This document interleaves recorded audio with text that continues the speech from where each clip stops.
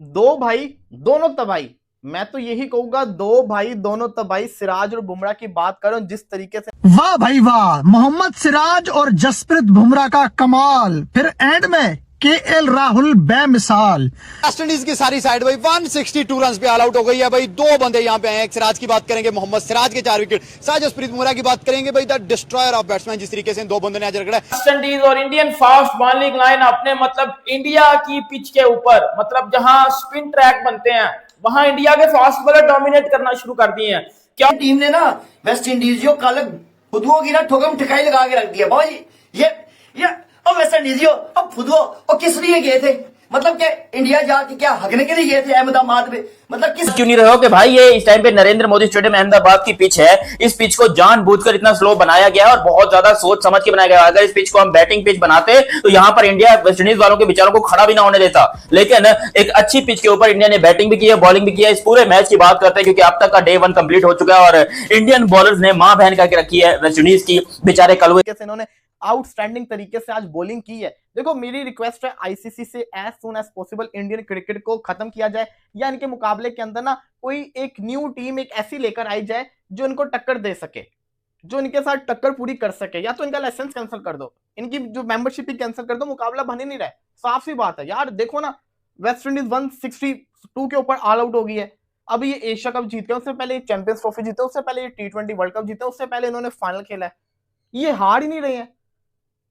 एक ऑस्ट्रेलिया ही वाहिद टीम है जो इनको टक्कर देती है, या कभी थोड़ा सा अफ्रीका इंग्लैंड दे देती है, लेकिन ज्यादातर यही जीतते हैं। तो मेरा कहने का मकसद है कि इनकी क्रिकेट को खत्म कर दें, क्योंकि कंपटीशन तो रहा ही नहीं ना, ये बहुत ऊपर निकल गई हुई है टीम।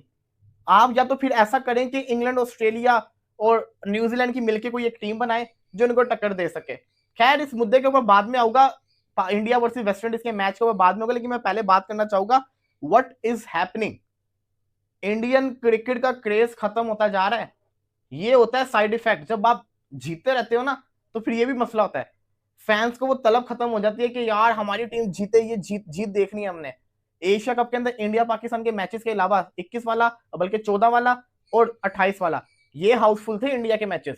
पहला रोज था और जैसी कारकर्दगी हम एक्सपेक्ट कर रहे थे वेस्ट इंडीज से, माशाल्लाह उन्होंने बिल्कुल वैसी की है कि कोई चक्कर ही नहीं है कि तुसी कुछ कंपेटिटिव क्रिकेट खेलने की कोशिश कर लें, कोई खेल लें।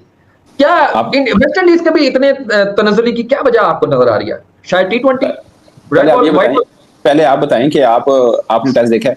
क्योंकि उन्होंने लोग घट देख रहे हैं ग्राउंड में है अहमदाबाद का। हैरान हुआ हूं यार मैं कुछ देखा यार, ये भी बात है कि अश्विन, विराट कोहली और रोहित शर्मा, यानी कि जो उनका इन हाउस टेस्ट है इंडिया के अंदर, वो तकरीबन 14-15 साल के बाद इन तीनों के अलावा, यानी कि इन तीनों के बगैर मैच हो रहा है 2010 के बाद। सर 2010 के बाद अश्विन के बगैर इन हाउस कोई टेस्ट खेल रहे हैं। 2010 के बाद 65 मैच खेले ने इंडिया ने और 65 के 65 में अश्विन खेला। अच्छा, मगर रणजी ट्रॉफी के अंदर जो है वो प्रिज्मेटिक विराट कोहली जो है वो नजर आते थे तो दिल धरने को जगह नहीं होती थी। आज वो 1 लाख तो होते था स्टेडियम है, तो मेरे ख्याल को 1000 बंदा नहीं सी। अच्छा मजे की बताऊं, इसी स्टेडियम में पहला मैच भी इंडिया और वेस्ट इंडीज का ही हुआ था, तो उच्च भी कोई 1100 बंदा सी। 1983 में हुआ था, जो तो मैं भी पैदा नहीं। हाँ, पहला मैच भी इसी में हुआ था। और अच्छा एक मैं एक चीज देखा था, आपने पता नहीं गौर की नहीं की, उनके एशिया कप विनर टीम का जो प्लेइंग 11 खेला था, कितने लड़के खेल रहे थे आज? बुमराह, कुलदीप, शुभमन और बस लेकिन ये थे खेल के आते वहां पे, मतलब जगह जगह पे हक के ही आयो। एक जा रहा है, दूसरा आ रहा है, दूसरा जा रहा है, तीसरा आ रहा है, मतलब ये शुगल लगा हुआ है। मतलब ये टेस्ट लग रहा था या क्या लग रहा था? मतलब क्या समझ रहे थे? ये मेरे फुदू जो है ना वेस्ट इंडीजियस वाले अपनी किताब में फरमा रहे थे, कल तक ये फरमा रहे थे भाई हमारी टीम में बाबा जी बहुत क्षमता है, वेस्ट इंडीज की टीम में बहुत क्षमता है, हम बाबा जी टफ टाइम देंगे इंडियन टीम को, बाबा जी बहुत टफ टाइम देंगे। बहुत टफ टाइम दिया बाबा जी। हाँ बाजी डर गई, बहुत टफ टाइम दिया तुम्हें, एल किस्म का टाइम दिया तुम लोगों ने। मतलब जिस तरह के ना तुम लोगों के लंबे लंबे कद है ना, लंबे लंबे कद है तुम लोगों के, उस हिसाब से तो बाल बाबा जी ग्राउंड से बाहर जानी चाहिए थी, जितने लंबे तुम लोगों के कद है, ठीक है। उस सालो और 30 यार्ड सर्कल तुम लोगों से क्रॉस नहीं हो रहा और टच नहीं हो रही बाल। हिसाब लगाओ, ऐसे आए जैसे हम छक्के मारेंगे, आगे को बच्चे लगे हुए थे, आगे बच्चे लगे हुए थे। नहीं क्या सोच के गए थे तुम? मोहम्मद सिराज और जसप्रीत बुमराह को बैन कर देना चाहिए भैया, ये कहना है वसीम अकरम का। पाकिस्तान के पूर्व क्रिकेटर वसीम अकरम ने कहा है इन दोनों खिलाड़ियों को टेस्ट क्रिकेट से बैन कर दो। उसका कारण यह है कि ये दोनों ही खिलाड़ी, इनके सामने कोई भी टीम नहीं टिक पाती है, जैसे कि वेस्ट इंडीज का ये हाल हुआ। डीएसपी सिराज और जसप्रीत बुमराह के आगे पूरी तरीके से पूरी की पूरी वेस्ट इंडीज की टीम 162 रन पर सिमट गई। आपको बता दें, इससे पहले आपने देखा होगा कि तेंदुलकर एडरसन जो सीरीज खेली गई थी इंग्लैंड में, तो इन दोनों ही गेंदबाजों ने पूरी तरीके से इंग्लैंड के बल्लेबाजों को धराशायी कर दिया था। डीएसपी सिराज और जसप्रीत बुमराह के आगे किसी भी बल्लेबाज की एक नहीं चली।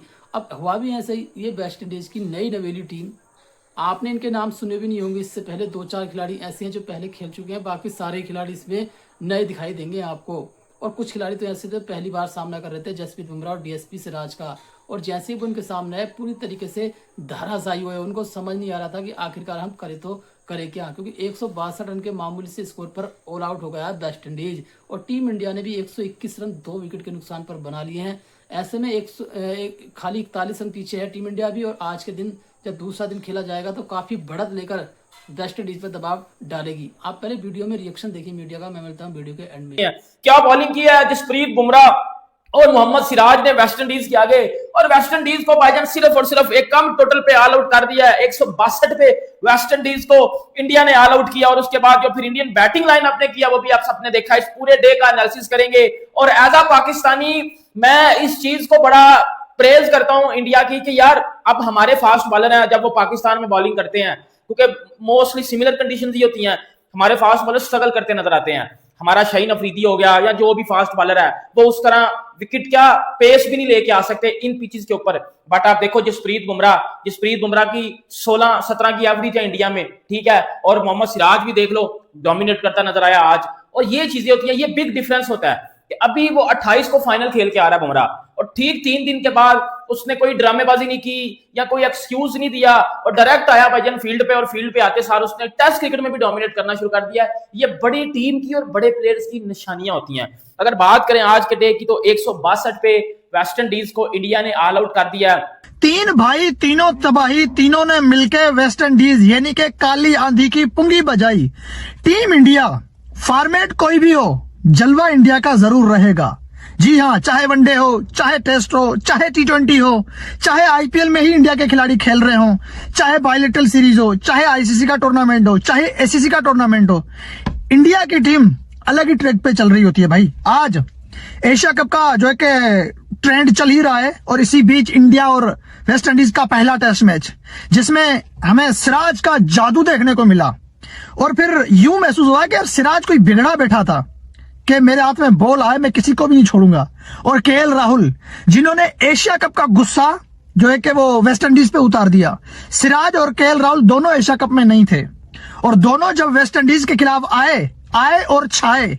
जसप्रीत बुमराह 3 विकेट चटका के चला गया, और मोहम्मद सिराज कमर तोड़ के रख दी काली आंधी की। रहे थे वो आएंगे, चुटकी बजेगी और खटाखट विकेट लेना शुरू कर देंगे। भाई बॉलर जो होते हैं ना इस कैलिबर के, उनको डीजल का इंजन समझा करें।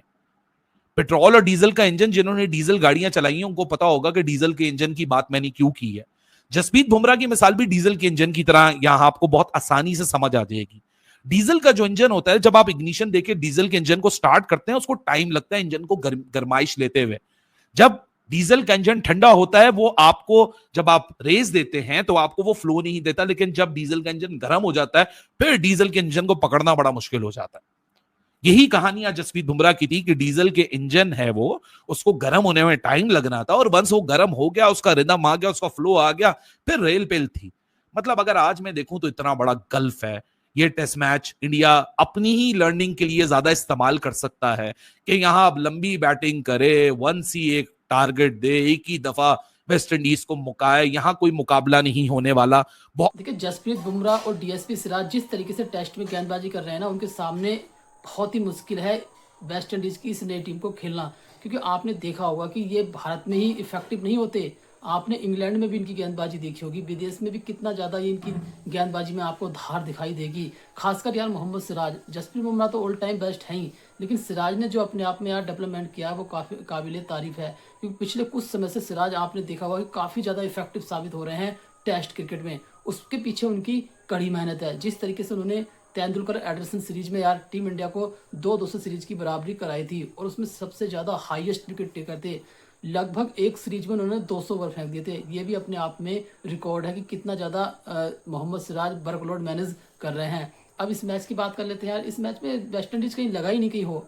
एक तरीके से देखा जाए तो पूरी तरीके से लाचार टीम नज़र आया। ना कोई किसी की तरफ से कोई खास इफेक्ट लगा, ना कोई प्रभाव डाल पाया कोई बल्लेबाज वेस्ट इंडीज का। एक तरीके से पूरी तरीके से लाचार बल्लेबाज नजर आए और टीम इंडिया इस मैच को ना बड़ी आसानी से अपने नाम कर लेगी, क्योंकि 162 रन पर ऑल आउट होने के बाद 121 टीम इंडिया ने बना लिए हैं अभी और 2 ही विकेट गिरे हैं। केएल राहुल अर्धशतक बनाकर खेल रहे हैं और शुभमन गिल क्रीज पर हैं। टीम इंडिया 41 रन मात्र पीछे है। अब दूसरे दिन के खेल में देखना होगा आखिरकार क्या होता है। तो आज के लिए बस इतना ही।